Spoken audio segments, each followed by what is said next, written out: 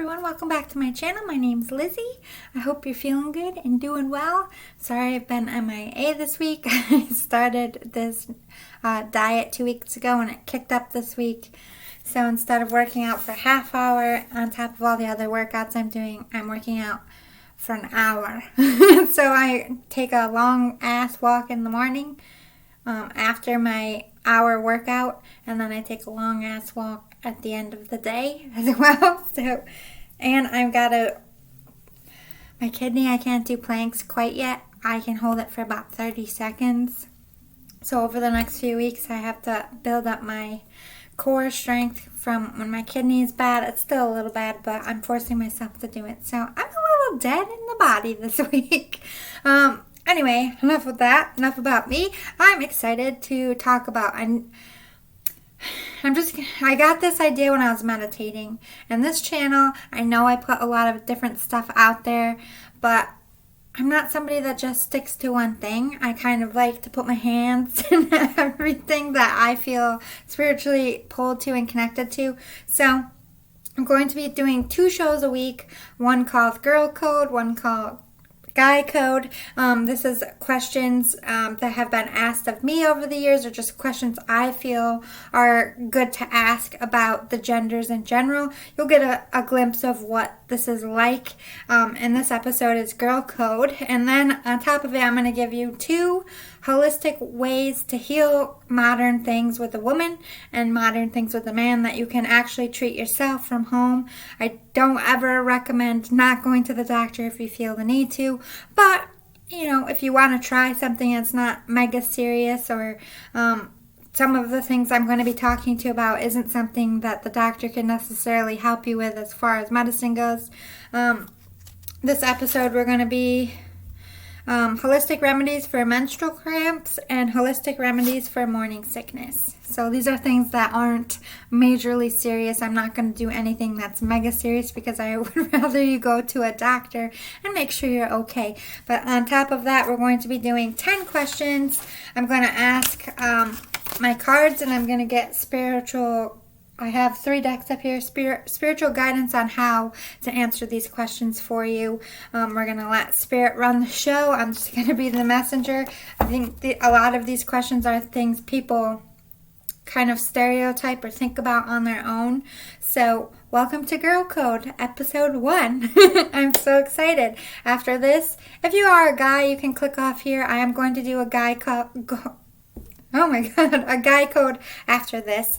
But this is for the ladies. If you're a guy, you can watch this, because if you want to understand women, or if you're wondering about these questions yourself, hey, I'll give you an example. I'll just tell you the first question. Are women taught from an early age that they are expected to have children, or that having children is their duty as women? So these are like really dug in deep questions that some people shy away from. Some people want to talk about it, just not in a conversation. And I want to know what Spirit has to say about it. So get comfy, because it's about to get good. Hi, are you ready for the first question? I know I just read it, but I'm going to read it again because we're going to answer it. And I'm going to try, I have this handy dandy little notebook. I'm going to try to answer that with my pen. So if you have any questions, also, if you want a question thrown in for next week's episode, go to the comments below. It could be any question. I'm not scared. I'm not shy. Whatever you want to ask or just discuss or have Spirit answer for you. You can also email me. I will put my email in the description box below, or just put them right in the comments. And I'm not going to have a specific day for these. I'm just going to do an episode per gender per week. All right. With this diet, I can't really. Yesterday, I was so tired, I just went to bed. I was like, I literally worked out all day.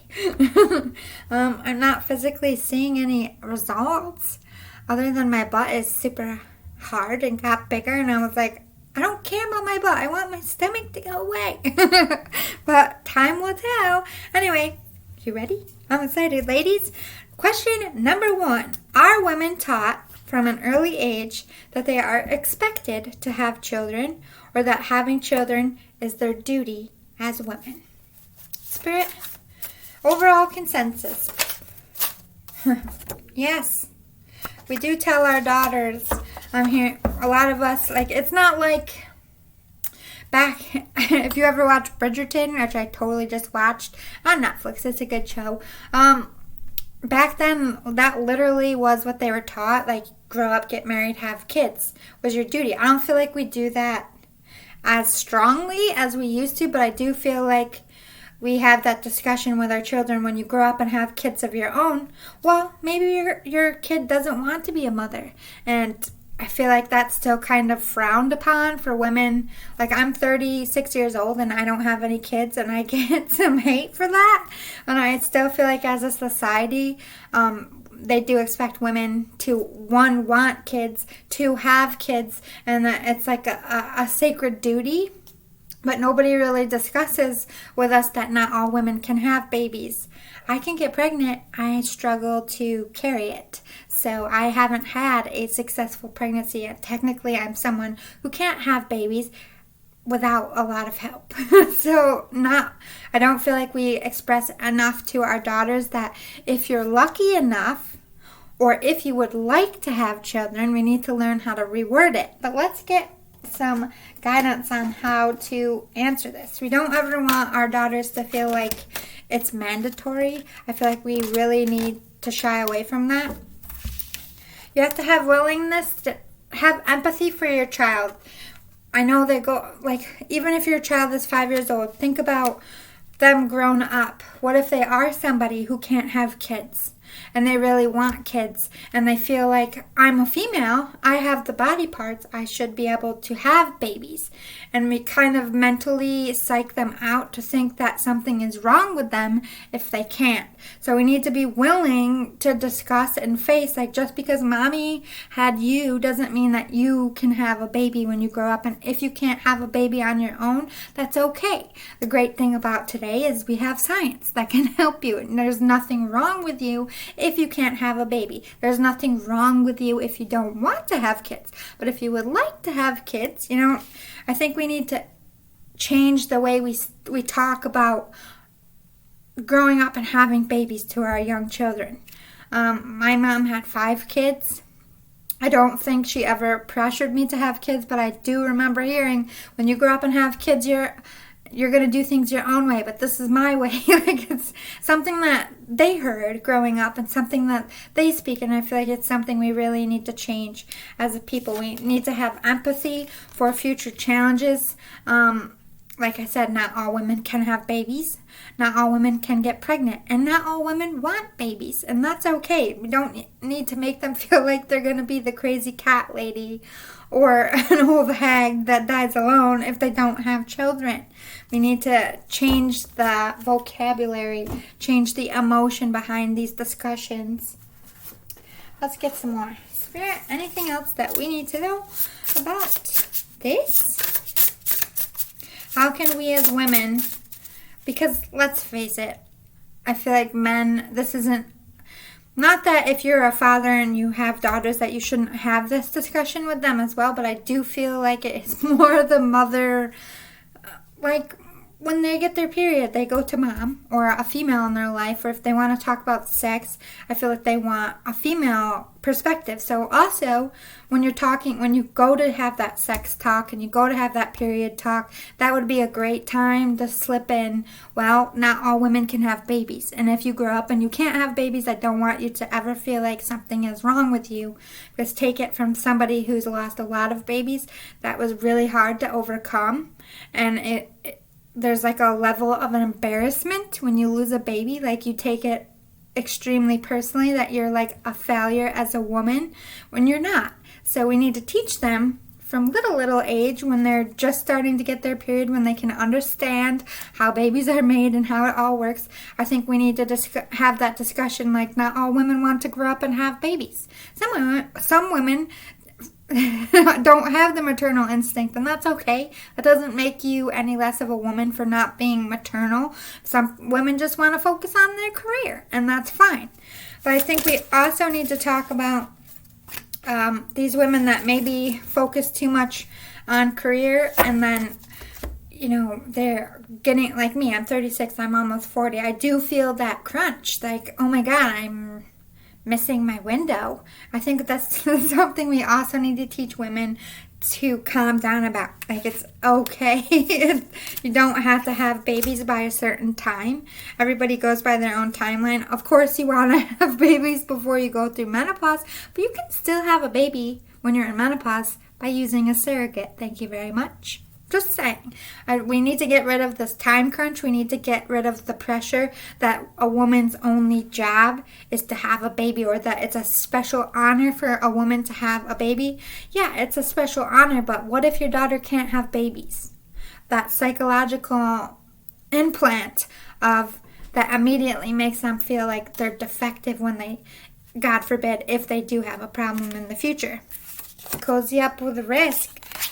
I think we also need to discuss with our daughters that it is risky. Like, when you're growing up and you're thinking about pregnancy, I think people romanticize it.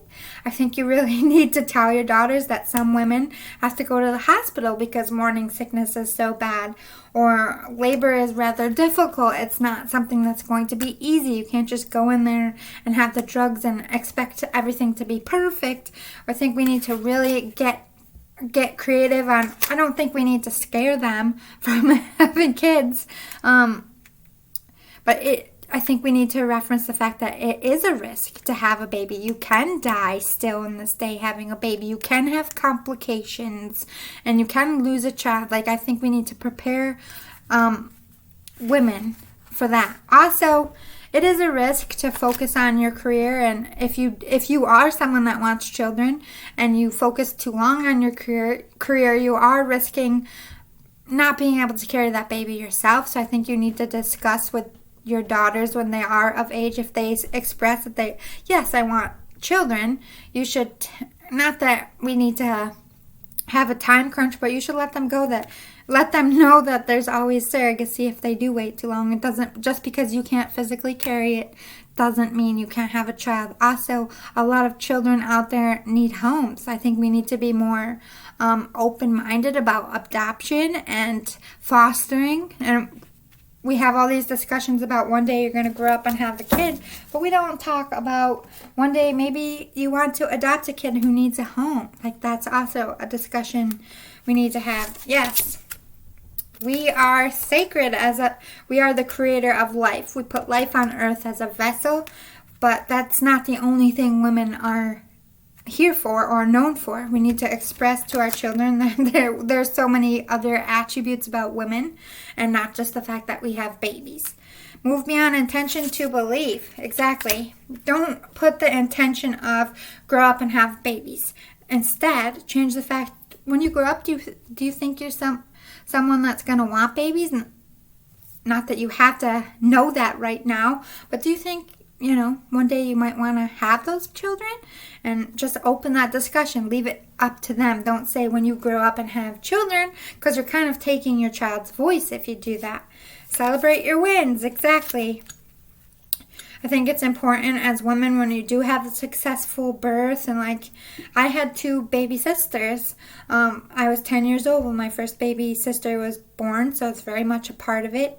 But my mom what was interesting to me, I think it's because she was older and she didn't think she would have any more children, but she was so thankful. She was like, I can't believe this happened, but in the good sense, like I feel so accomplished. I feel so good to have more children. And so I think we need to celebrate that with our daughters. If people in our life have a baby, that would be also a good time. Like, not all babies make it, and kind of prepare them a little bit about stillbirth, because God forbid, you don't know.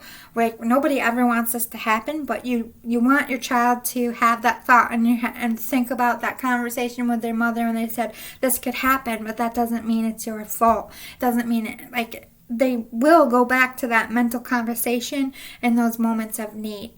And also to teach them that they can and should be thankful when they have a baby, and it's okay to celebrate the fact that you want to be a mother, and it's okay to celebrate the fact that you don't want to be a mom, or it's okay to talk about the fact that you can't have kids.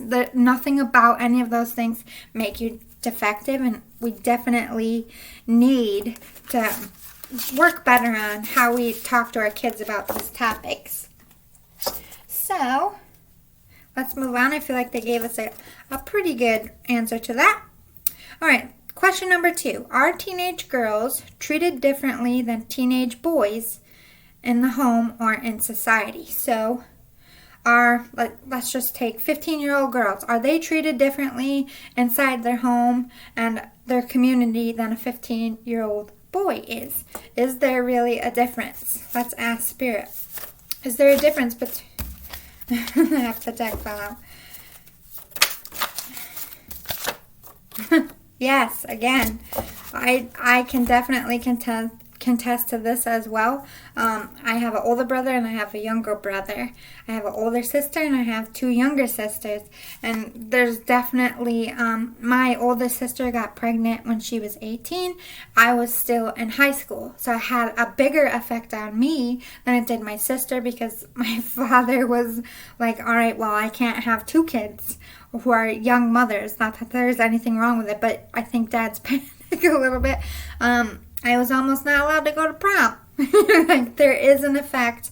Like, I do feel like society places conception and protection more on the female role. Like, it's like,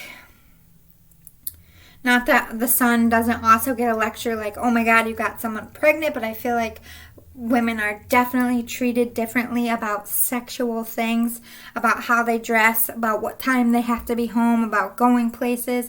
But is it necessary? Do we have to protect young women more than we have to protect men? So this is a difficult situation, because I do believe in the buddy system, but I don't feel the buddy system is just singular to females. I would want my sons to also use the buddy system, because if anything were ever to happen, you're just better off in a group. So in that aspect, I think we need to enforce that on both genders. But let's see why. Why are teenage girls treated differently? Spontaneity. This is very sexist, but I feel like this is a lot of, especially fathers and men, feel like boys can't control themselves and women seduce them, which we all know is total bullshit. Most of the time it's the boys putting pressure on girls, but they just feel like teenagers are spontaneous and they don't think things through, and they expect the woman to be more logical and have it together and be the one that says we need to use a condom, or we shouldn't be going to this party, or maybe it's out. Like, it all goes back to protecting a woman's virtue, which has been beaten into our society since the early 1800s and before that. So I do feel like we need to get better as people in recognizing that a woman teenager is just as irresponsible as a boy teenager, and a boy is just as, like, they're both going to have sexual urges. They're both seducers. They can both be in harm's way, and I feel like if you have a son, you should also have the same expectations as your daughter, because you shouldn't be playing favorites. And I'm the type of person that doesn't believe in gender bias, like in the military, how women get a stool or they get a minute or 2 minute head start. I don't believe in that. I believe that all genders across the board and whatever we're doing should have the same aspect. Like, I know some girls are 4 foot tall and need that stool, but even if I was 4 foot tall, I would still, this is my own personal feeling, I would still not want the stool, because I would want to be viewed equally as the men do. And I feel like we need to get better at equality here. Yeah, the standards we set and the individual rules we set, that's going to come from the parent and what the parent is comfortable with. But I think if parents out there could work better and not just say or feel it's all on the girl to be responsible, or it's all the girl's fault if they get pregnant, or if, only bad people go after girls, because that's not true. They also go after boys. So this has got to come down to the individuality of the parent. This is how change comes. It's really, it's your child and it's your discussion, but I do feel like there is a biasness between teenage boys and teenage girls, and I do feel it is detrimental to the growth of a female when they feel less than, or that men are stronger than them. I do feel like it comes from this biasness from their parents and society. Yeah, we need to detach ourselves from old ways. Like this, what can happen to your daughter can also happen to your son. There's no difference. You have to protect your son from sexual assault, just like you have to protect your daughter, or kidnapping, or, they should all be home by a certain time. They should all travel in the buddy system. They should all be expected to get good grades. They should all expected to go to school every day. Like, whatever rules you have for one child should be across the board. We really need to work on gender biasness, because that's where it all stems from. Paying women less, not feeling as strong as men, or men thinking they're stronger than women, that they have to protect women. It all comes from the treatment when they're children. They're vessels. They respond to how they are treated and how they are grown, like how they grow up with their rules, how their society treats them. So if we can nip that in the bud in this generation, it would change a lot. And that equality where men aren't above women and women aren't above men. It really is on that level. It really does start with the simplest things and how we think and view other genders. All right, let's go down to question 3. Is sex exposed to these young girls too early in today's society? Personally, yes. We'll see what Spirit has to say. Give it a little shuffle. Spirit agrees with me. Bam! Yes, and yes, definitely was on top. Everything is so sexualized. Like, look at, just in the recent news, Cardi B has been under attack by going on and being overly sexual on these girls, the way they dress. And I feel like every older generation has a problem with how the teenage girls dress. But, like, you can't even watch a show without... It's like softcore porn, every show. I remember being a kid and they would occasionally show kissing or a butt. Like they would lead up to the sex point but cut it off, and now they show so watch Bridgerton. Hello. Like that, this wasn't allowed. There was definitely a censorship when I was a kid, and I really feel like that does make a difference. I do feel like censorship needs to come back, because young girls, they look up. You can parent as much as you want, but every kid has an iPhone or a computer, and if they like Cardi B, if they like all these people that come out here and are kind of raunchy and showing their bodies, they're going to do it behind their parents' back. No matter how strict their parents were, we did it. Their kids did it before, like our parents did it when they were young. So I do feel like there is a responsibility of the TV stations and the programs that we're allowing, let's put some class back into it, because I do feel like the more they're exposed to it, the more, one, they're going to feel like they're ready. Or it's going to be fascinating. Like they watch a show, even on the WB, which is, I grew up watching or CW, WB, whatever. I think it was the WB when I was a kid, like Dawson's Creek and Roswell and all their shows. Young kids are watching those shows and it's highly sexualized. They're going to want to do it sooner. I do feel like it pressures them mentally and physically. But let's get some... What does Spirit have to say about this? Progress in the home. Yeah, this is the parents. We need to make progress. If enough parents complain, if enough people put pressure on these studios and movies and programs to censor, because we're going to take your channels off our TV because I don't want my young children exposed. I know that when I was younger, there was a way to censor TV, and you got a code, but all of us kids got those codes when our parents weren't around, or watched them do it, and we would watch it when they weren't home. If we make them answer if we put that pressure on them as a society, they're going to be forced to change. But this is also talking about progress in the home. A lot more parents are like, well, they're going to be exposed to it, so I would rather them watch it with me and ask me questions. But what we're not realizing as parents, that's still, they're going to... Think about it. When you were younger, you'd watch something on TV and you don't know what kissing is. You don't know what love is. But you grow up knowing that you want that. And you're on the cusp of watching Disney movies and you're seeing all this sexual stuff on TV. And in your mind, you're going to romanticize it. And therefore, it does make you want to have... Like, girls are having sex at 11 years old. Fucking 11 years old. I think it definitely is... from society and what we're allowing to be on TV, what we're supporting in movies, what we're supporting on TV shows. People forget that our voice is the loudest and the strongest, and if people boycott and refuse, they're not going to make any money off it, and they're going to want to change. So I think in the home front, for overall, a lot of my friends, with their kids, they do try to censor it, but in this day and age with the internet around, like, no matter how much the parents are censoring, they're still going to find a way around it. So we as a society have to prove that we want progress in the home and what's coming across our TVs, what's coming on the internet. There should be stricter rules. There should be stricter laws, but we don't even have laws for the internet right now.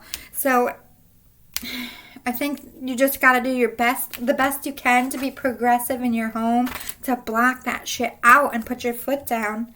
I think that you will have a victory as a parent if you open that communication, and we will have a victory as people if we were to put the pressure on these TV studios that we don't want. This is disgusting. We don't want these young kids, and I don't care if it comes on at 11 at night and your kid is supposed to be asleep. They can go to YouTube the next day and watch that whole episode. So that conversation is fucking irrelevant when these kids can get their hands on it at any time of the day if they really wanted to. And I feel like, again, if society stood up and said we need some more standards on what we're putting out in this world, then we should be a little bit more classy. Not that we need to be prude all the time, but there's just things that I'm sure you've felt it too. You're just watching a show and you're like, it's a softcore porn. Like, it doesn't offend and morally crush me because I don't have children. But if my nieces and nephews are in the room, I get upset, and I can only imagine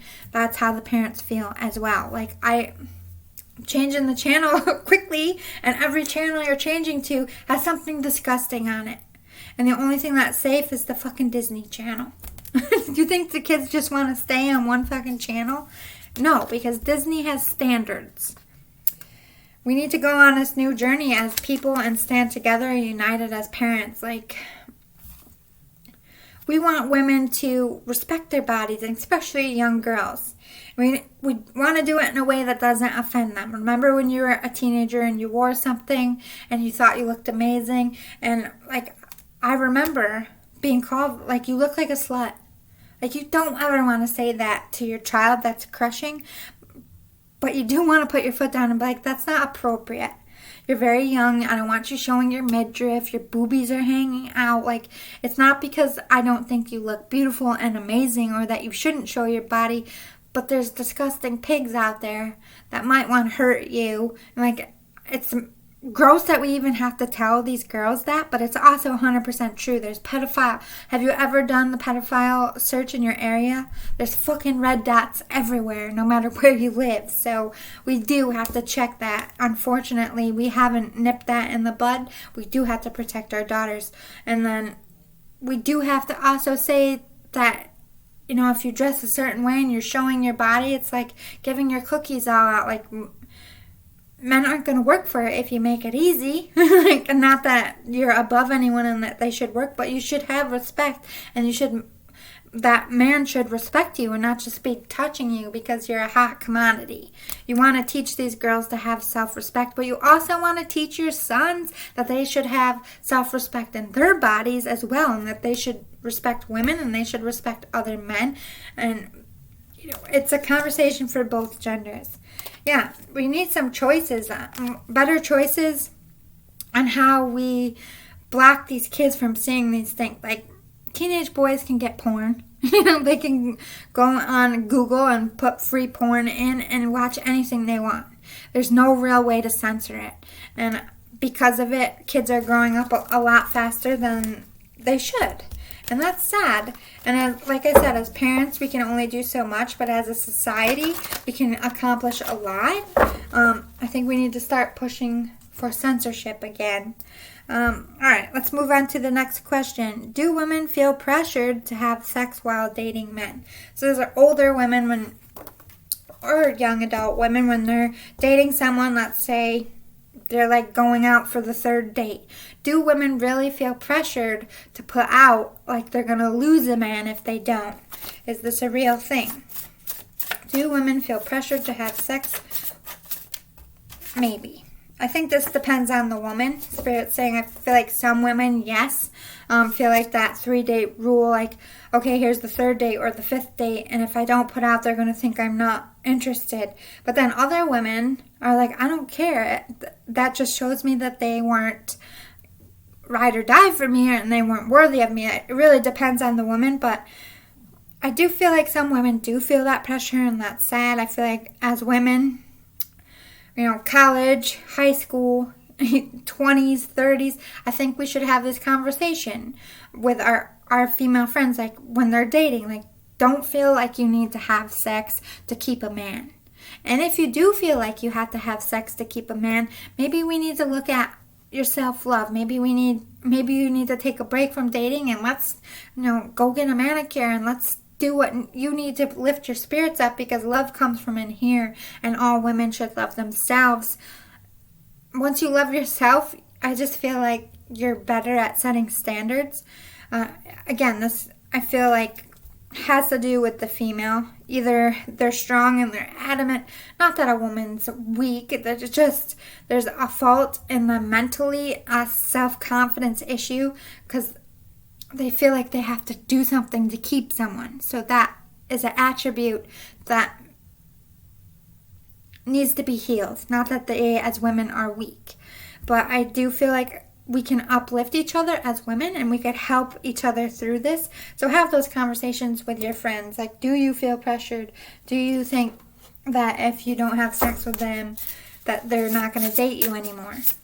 Let's see what Spirit has to say. Spirit, what advice should we give the ladies in this aspect? Bliss is worth creating. It's like you should always follow your heart. If you're ready for sex, even if it's on the first night, there's no judgment. You're ready for it. But this is Spirit saying, do it at your own timetable and not anyone else's standards. But don't feel like you have to. Like when you are ready, not when you have to, is Spirit's advice. You are living poetry. Love yourself. Give that romance and love to yourself and follow your own voice. We all are on different levels. Some people meet someone and then that night fall in love, get married 3 days later, and spend 50 plus years together. You got your own moral compass, and don't feel like you're disgusting if you do put out, or don't feel, if somebody is pressuring you, or if you feel like they're not going to date you if you don't put out, but you're not necessarily ready, that person's not for you. That person is not your one. Love yourself enough to be like, you know what? I'm not going to be pressured. I'll have sex when I'm ready to have sex. It has nothing to do with you and everything to do with me, and I'm just not ready. That's perfectly fine. Or if you want to jump their bones the first night, do you, boo-boo? But they said maybe because it depends on the woman, and every woman's timetable is different. All right, do women really know how to read men better than men read women? Ooh, that's a good question. Do women really know how to read men better than men read women? Speaking the truth. Let's get another clarified. Do women really know how to read men better than... Ask again. How can I word this? Are women better at reading men than men are at reading women? Outlook looks good. I think, again, it depends on the women. Like I feel like personally, and in a spiritual sense, I'm good at reading people, but then I have those blinders put up because my nerves get in the way when I like someone, so I have a hard time reading them at that point, but I can help other people. Like, yeah, they're into you. No, they're not. I feel like when we're in the situation, we definitely struggle. I don't think we know everything about men, and I don't think men know everything about women, but I do think women pay more attention to clues. We analyze things better than men, and I feel like for the most part, we put more work into it. Like, when we like a guy, we'll dress up, we'll put makeup on our face, we'll smell nice, we'll smile extra little hard. Like, we are definitely, I feel like, send out more signals, but we also talk to each other more than men do about personal shit. So I feel like if 4 girls are sitting at the table and one of them just says, I don't know if this guy likes me, they're going to give you the full skinny. But if 4 men sit around a table and they have a discussion like, I don't know if she likes me, they're all going to kind of be like, I don't know. Well, maybe they'll ask a few questions, but they don't really get analytical like little detectives like women do. I think we're notorious for analyzing every situation, and I don't feel like that's a bad thing. I think we're smart. So I'm going to say yes, but it doesn't mean we're better than men in any sense. I just think we're more analytical in nature, which would make us read the signs a little bit better. Are women really catty and territorial and cruel to other women, more so than men are cruel to women? So, if you put a bunch of women in there, is it true that they're catty and tear each other down more than the patriarchy tears us down? Do women tear down other women more than men? Are we catty? It's possible. They did not. Spirit blocking the answer. Reword your question. All right. Why don't you want us to know this? Let's break it down. Are women catty to other women? Let's see what they are. Women catty and territorial to other women? Yeah, yes, definitely, and definitely not.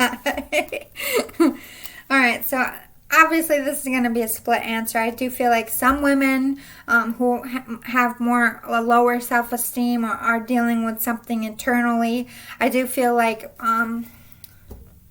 for example, if they're not happy with their weight, they're going to pick on somebody who has a nice body and what they're wearing.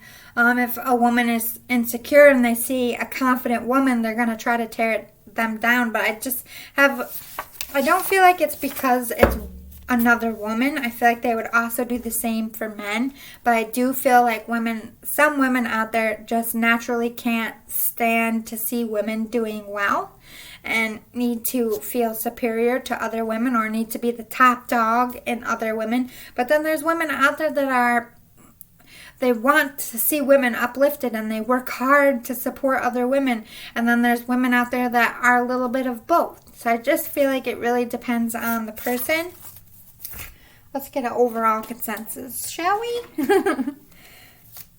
Are women really catty and loyal? I think most women are loyal to other women. I feel like, how can I give a scenario? Say you're all sitting around at a bar and a woman comes in and she's all bloody and she's saying, help. I feel like every woman in that bar is going to rush in and be loyal and protect them. If a guy is dragging a woman out of the bar and she's saying, no, I don't want to go, let me go, all the women are going to be like, somebody do something. I do feel like we have that sisterhood, that we do stand up for each other. And at the end of the day, I do feel like women are the best supporters to other women, more so than men. So I'm going to say no.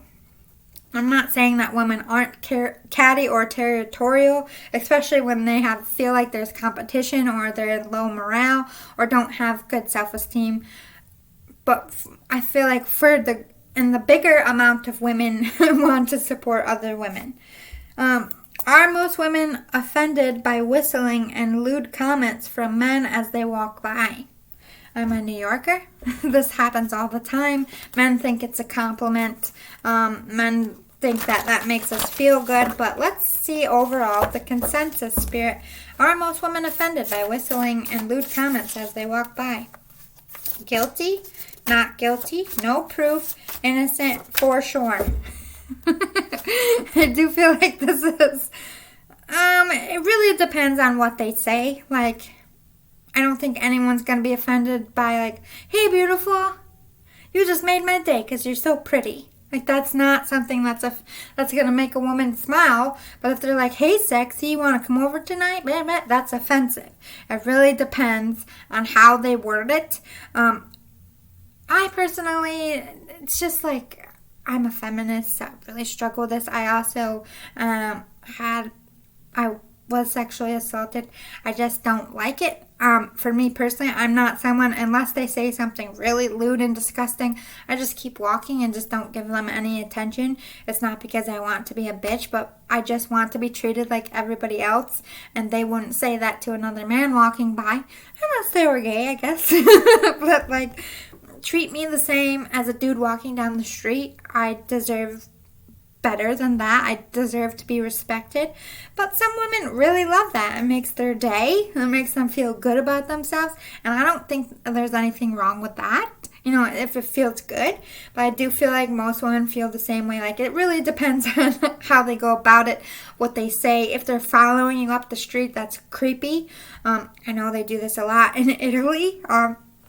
But if they're just like, it's a nice comment, and they're like, hey, beautiful, have a good day, I'll respond to that, because I don't feel like that's something lewd or gross, and they're telling me to have a good day. So if somebody says, man or a woman, have a good day, they would respond. So I don't feel like that's treating me like anybody else. Like in New York, we get more of the lewd, disgusting, like, hey, sexy, look at that ass. Woo, look at those boobs. Oh, my God, look at that body. Woo, come over for dinner.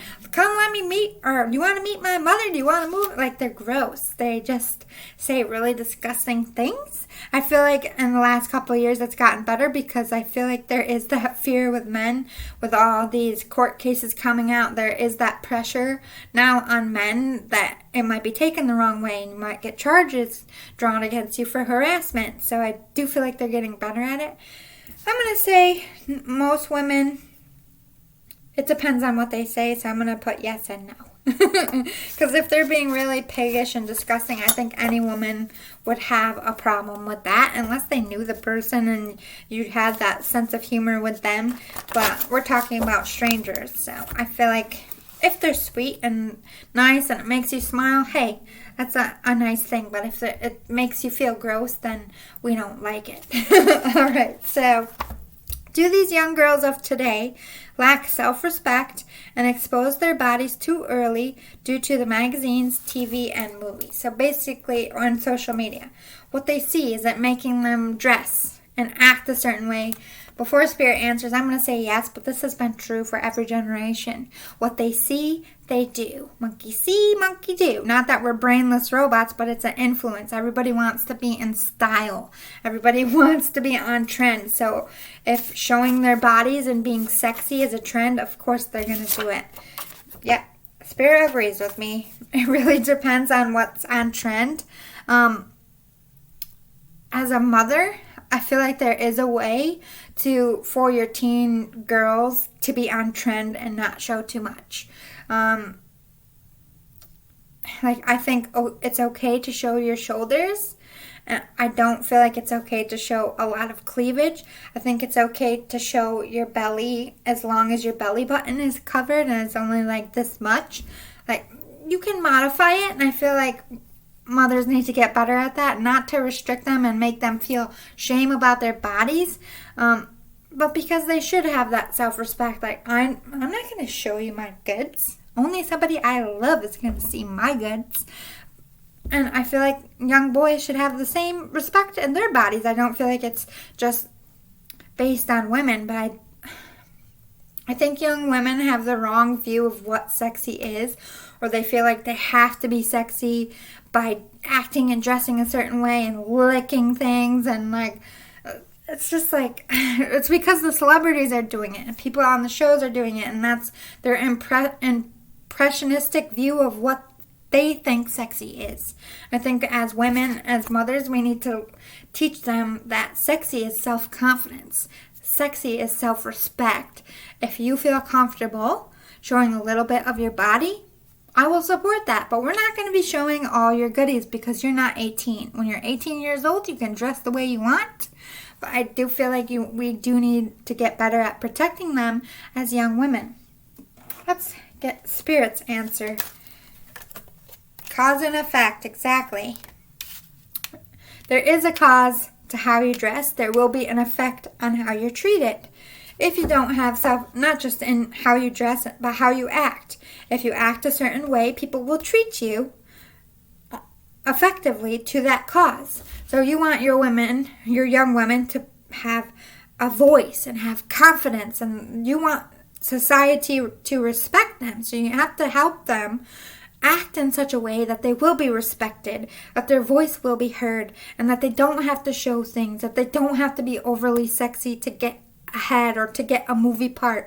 They don't have to seduce men to get what they want. These are all things we need to out. There is a cause and effect to how you present yourself to the world, and as parents, we definitely need to get a little bit better. Like once they hit 16, this is the time you really want to make sure your kids, any kid, boy, girl, knows what self-love is and knows what self-respect is and helps them to grasp it and how to effectively use it in everyday life. Like if somebody says something that they don't like, they don't have to be rude. They don't have to be a bully. Hey, don't talk to me like that. I don't deserve that. Or, hey, don't touch me like that. I don't appreciate that. I don't want to be touched. Or, hey, just because I'm a female doesn't mean I'm your sex symbol. Or just because I'm a male doesn't mean I have to, whatever. Like you want them to have that confidence to speak up for themselves. And they're children and they don't necessarily know how to do that. I think we need more classes in school that teach about self-love and self-acceptance and self-esteem and not just health class.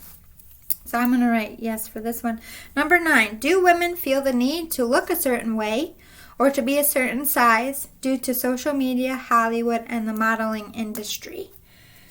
I think so, but let's see what Spirit says. Do women feel the need to look a certain way or look younger or to be a certain body type or a certain size? Do they feel the pressure? Again, let me get a clear answer. All over the place. Spirit blocking the answer. Come on, Spirit. Don't block the answer. We need to know this. Yep. Not a happy ending. Okay. Again, this is Spirit's like, be careful. Because some women are very confident and they love themselves. And I love confident women that don't, like, I love my curves. I love how I look. And I'm okay. I feel like more women are not okay with how they look. And I'm not sure if it's a personal thing or if it's because of society. But I do feel like most women do feel the pressure, especially when they have a baby, to get that baby weight off quickly because you see all these celebrities have babies and like 3 weeks later they're skinny again. That's not realistic to women. Or if they're getting older, they're like, oh, I gotta do something about my wrinkles. I gotta do something about my skin. If they have acne, they're uncomfortable. If you're a little bit pleasantly plump like me, and especially in the summer, you feel that pressure, like people think I'm disgusting. But these are all things, I feel like some points we feel good about ourselves and some points we feel gross. I don't feel like anybody ever is 100% comfortable in their skin 100% of the time. I think women are the worst critics of themselves and they're more judgmental of themselves than they are to any other people. So I feel like, but at the same time, I feel like society is kind of trying to lead in that aspect to be comfortable of your own skin. Like, look at Lizzo. She's amazing, talented, and she loves her curves. Like, they're embracing the bigger booties and the curvy bodies, and it's not just everybody has to be a size 2 anymore. It definitely is changing. I think a lot of us grew up and are now realizing like, ugh, this has to be changed. But it really comes down to how a woman feels in here. And the more they struggle, the more they're going to feel pressure. This is like a mental illness that women are taught from a very young age, especially if you're in sports. I suffered a body image all the time because I was in dance. Ballerinas have to be a certain size and look a different way than everybody else and have to stay tiny. But I have a wide frame. I have curvy hips. And, for them to keep me in a certain size was not right for my body. And I think a lot of it comes to how we are taught. And then as we grow, we have to reteach ourselves that this is our body. We're always constantly changing. When I have a different body than I had when I was in my 20s. Now I have to get to know this body all over again. We're always evolving and changing inside ourselves. And I feel like it does create an insecurity, and that isn't necessarily society's fault. It's just a part of your personal growth. So I think like it's a mix between what they see and what men think, or what they say about them.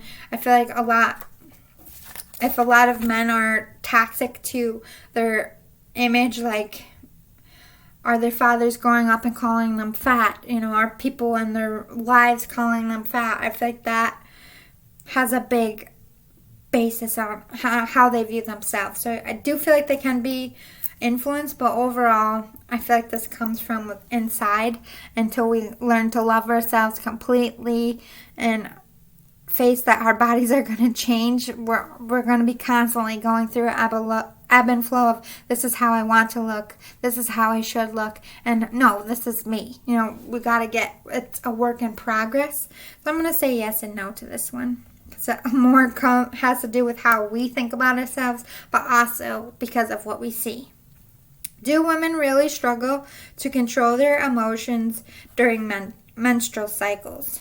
This is always something that's brought up, like when a woman runs for president.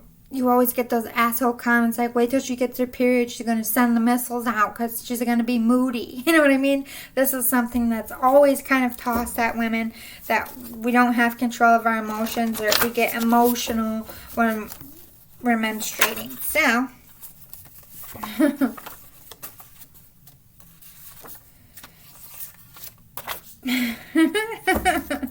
spirits all over the place.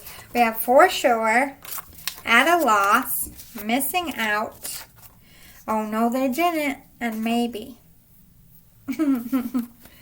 I feel like this is Spirit saying we're at a loss in society and we're missing out like a lot of jobs, a lot of respect, a lot of leadership roles because of this stereotype. And I think most women are like, oh no they didn't fucking say that when this shit comes out. And then we have for sure and maybe, because I do feel like some women struggle, but I don't feel like it's when they're menstruating, to be honest. I feel like it's a few days before, like the week leading up to. More women are grumpy than when they're actually bleeding. But I feel like more women are just emotional, not like, oh, I can't make a decision, but like I cry a lot easier. You know what I mean? Like when something cute happens, it's almost like pregnancy, It doesn't mean we can't do anything or we don't make logical decisions, but I do feel like our emotions are fucked with, and that's just a part of being women, and we shouldn't be held against. Trying their best, haterade, and no. See, this is Spirit saying men are just a bunch of haters. Women try their best, but nobody's perfect. Men are trying to make us look weaker to this day with that stupid fucking sentiment. But no, at the end of the day, it doesn't affect our mental thinking. It doesn't make us unable to do our jobs or make big decisions or to be professional or to handle what is thrown at us. Yes, we do get emotional. Yes, we do get crabby, but it has no effect on our professionalism. I mean, men would get cranky and moody too if they had to bleed for a week. They would curl in little balls and cry the whole fucking time. How do they like that for some sexist shit? That's my biggest, that's one of the things as a spiritual person, my eyes get big because I recognize it as they're just trying to make you look weaker than them. They don't actually believe it themselves, or else, their mother would punch them in the face. You know what I mean? They would never say that around their mother. They're just being jerks. Well, let's see what Spirit has to say. Creator of Earth. Yes, we are grounded. We can be grounded. We are more logical in our thoughts. I think we do think more during that time. It's like your attribute, not a disadvantage. Manifesting and doing. It doesn't matter what's going on in our bodies. We're going to do what we got to do, and we're going to do it well. It has no effect on our mental state or how we do our jobs in whatever aspect is. I'm writing no. Alright, those were some tough questions. I hope you enjoyed them. Let's talk a little bit about holistic healing. I tried to give 10. I think one of them has 9. 10 ways you can cure menstrual cramps if you struggle from menstrual cramps and Midol doesn't necessarily work for you or you don't have any around. Here's 10 ways you can cure those cramps on your own. All right, now you want to try to do this if you're somebody who knows when your period is coming. I would start this about 3 days before you get it. If you can't, when you just don't think about it or you don't have the time, this can still work on the day you have it. Stretching and light yoga and going for a walk, even when you're in pain and you're struggling, just do it slowly. Making your body move like that overall takes away a lot of the pain. I find yoga and stretching helpful to cramps because, when we have cramps, we kind of just curl in a ball or we sit there and we're like, and it's not getting we need to get up, get our mind off of it for one. And by stretching, we're alleviating the pain. So stretching and yoga, I would highly recommend. Number 2, this is old school, heating pad or a hot bath. Definitely helps with cramps. Number 3, medical marijuana or edibles has been known to help alleviate cramp pain, but I would speak to your doctor about that and make sure you don't have a job that drug tests. All right. Well, our state is almost legal for it. If you're in a state that's legal for it, you don't got to worry about that. All right, so vitamin E is a good holistic way to get rid of cramps. Try taking it 3 days before your period if you can. And if you don't want to take the actual substance, like the pills, you can find in foods vitamin E. We have sunflower or soybean oil, sunflower seeds, almonds, peanuts, and peanut butter all has vitamin E in it. So vitamin E helps reduce. Eat those things during your first few days of your period or take the capsule if you can. Ask your doctor first if you have any medical issues. All right, number 5, calcium I can never say this right. Citrate? I don't fucking know. I just say calcium. If you're taking the tablets, try to take it 3 days before your period if you can. It's also found in green leafy vegetables such as broccoli and kale. It's also found in sardines and canned salmon if you can stomach that. And any soy products, cereal, fruit juices, and milk substitutes has that in it. That will help with your cramps as well. Magnesium, you can take this in tablets as well. Try to also start this 3 days before if you can. You can start on the day. It's also found in dark chocolate, avocados, nuts, tofu, any kind of seeds, and whole grains. So if you don't have the tablets, eat those foods. All right, this is something that's not as known. It might be hard to get your hands on it, but listen carefully because there are some dangers here. It's called cramp bark, or snowball tree, water elder, or European cranberry bush. It could be called any of those things. Too much can cause vomiting and diarrhea, so you just want to use less than a spoonful for this. To use effectively, peel the bark from the root, dry it out completely. Less than a spoonful, you could add to a tea or a smoothie or juice. I think you can buy this in pill form as well, but it's very rare. So, if you don't want diarrhea and vomiting less than a spoonful, you can, once you boil it down, add it right to your tea or your coffee, but a very, very small amount. No more than a spoonful or it's not going to go well for you. I tend to steer away from this, but I know my sister, I never say it right, endometriosis. She suffers from that, and that really helps for her. So if you have that disorder, I would try that. Then we have another one. Listen carefully. It's called black cohosh or black snake root or black bug bone. Too much can cause dizziness, nausea, and sweating. And you should never use it if you have a history of seizures or if you use blood thinners. It comes in a pill form, also can be found in tea or a liquid extract. Again, less than a spoonful, don't overdo it. If it comes in the liquid extract, I would just do like 3 little dots of it. Tea, they're going to manage it for you if you already buy it in tea. It might be hard for you to find that one. Some of these are rare. Number 9, we have evening primrose oil. Also helps clears up your acne, breast tenderness, bloating, water retention, irritability, and headache. So it doesn't just help with your cramps. This one is the most effective, I feel like, but it's dangerous. Don't use this if you have a history of seizures or if you're on blood thinner as well. It comes in a pill form. And number 10 is CHASTE, chest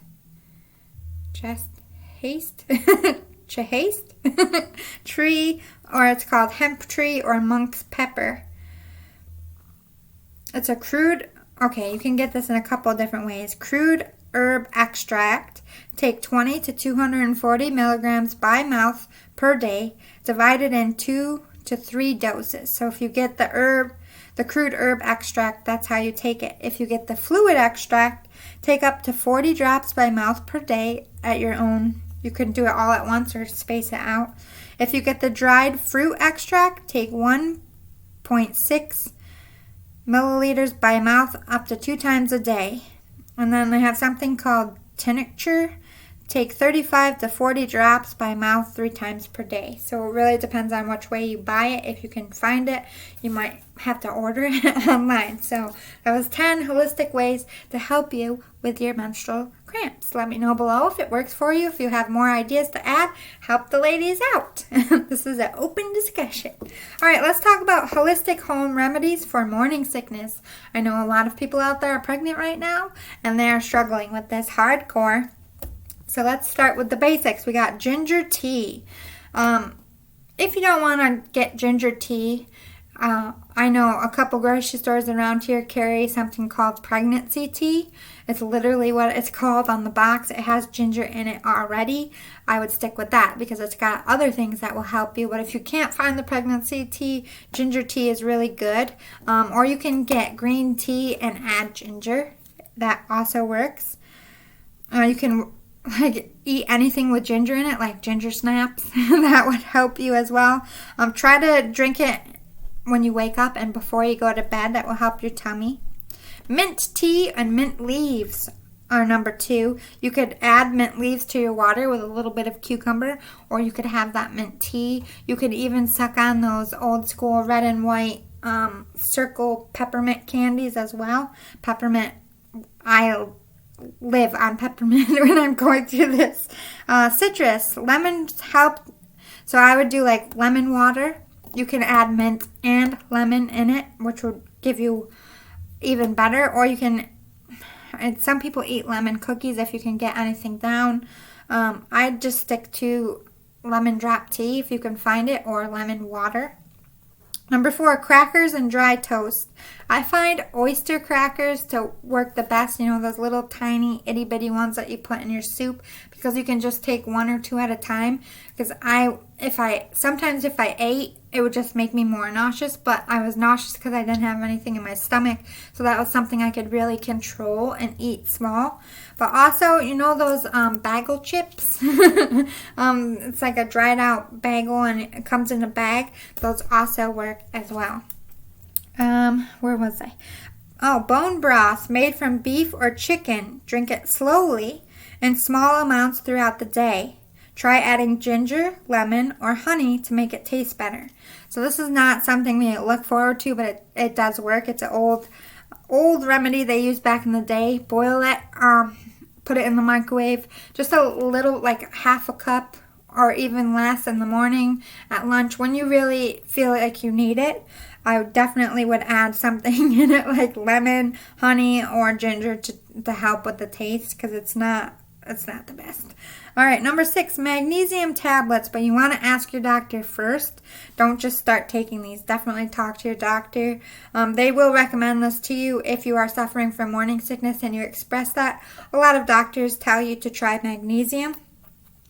Number 7, this is also something you want to talk to your doctor first, and something they will recommend if you can have it. But I would ask them on top of it, because doctors are busy and sometimes they don't go over everything. But you have vitamin B6. You can take up to 10 to 25 milligrams 3 times per day, but make sure you ask your doctor first. Don't start taking it. And if you're scared, you can find vitamin B6 in avocados, bananas, and chicken. So if you want to just eat foods that will give you that vitamin, there you go. Then you don't have to worry about it.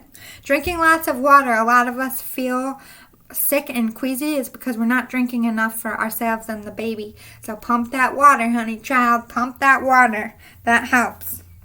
Also, sometimes we end up in the hospital because we are dehydrated with morning sickness. So keeping that fluid going, I mean, it doesn't always work. Sometimes you still have to go to the hospital, but for the most part, you're going to save yourself a trip to the hospital by making sure it's kind of like drunk sickness. Chug that Gatorade with the electrolytes in it. Pedialyte works great as well. Not too much. Ask your doctor first.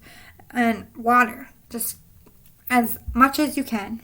It's going to make you pee more, though. All right, so, C-bands. When you're going, if you have seasickness, they sell something called C-bands.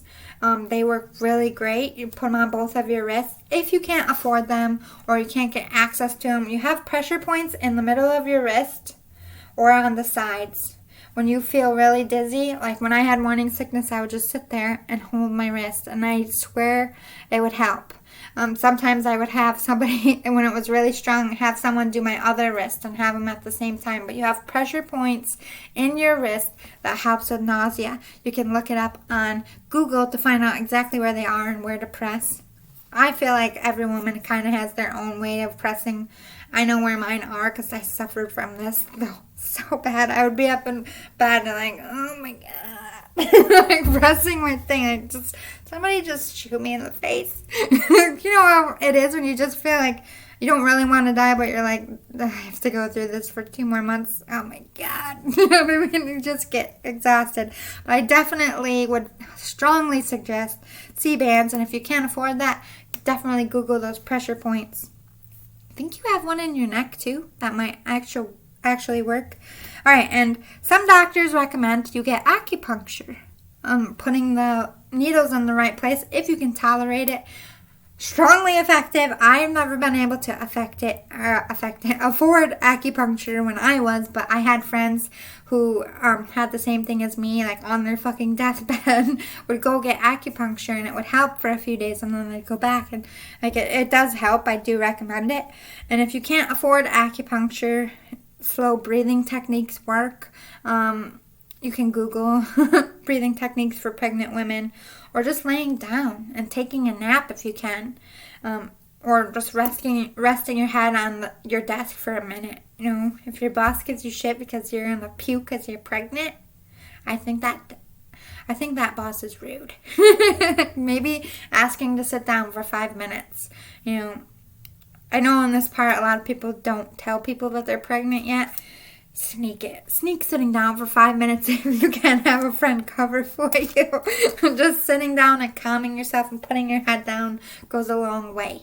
So I hope this is helpful for the first girl code. Now remember, if you have questions that you want to go over, like the ones I did, Asking Spirit, go to the comments below. I will put my email in the description box. You can email your questions. And I will see you next week with the next girl code. Oh, also, if you want me to find holistic ways to treat any kind of ailment that isn't mega serious that you would, I always want you to go to the doctor. I'm not replacing a doctor, but if you want to find some remedies on how to treat things in a holistic way, I will do the footwork for you. I will find out. Let me know. See you all next time, ladies. I love you out there. You're awesome. You're little badasses. And we are stronger together than we are ever apart. Just remember that. Uplift ladies and uplift yourself. Bye, guys.